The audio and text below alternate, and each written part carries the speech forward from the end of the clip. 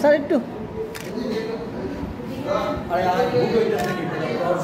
বলবেন আর সার্বিক পরিস্থিতি ভোট দিলেন কিরকম মনে করছেন? ভোটের নামে প্রহসন চলছে। গতকাল রাত থেকে আমার যারা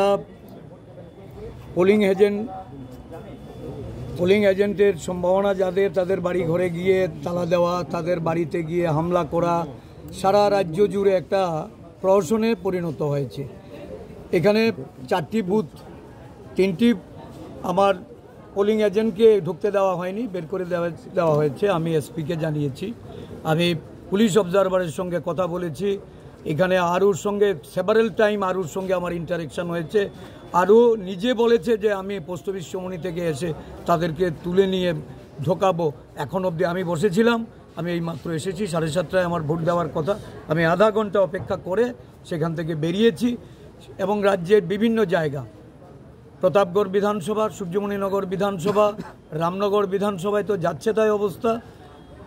আমি বনমালীপুর সকাল থেকে এই দৌড়ঝাঁপ চলছে।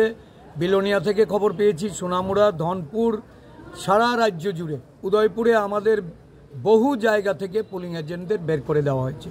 এখন চলছে ভোটারদের লাইন থেকে বের করে দেওয়া, একটা ভোটের নামে অরাজক পরিস্থিতি তৈরি করেছে।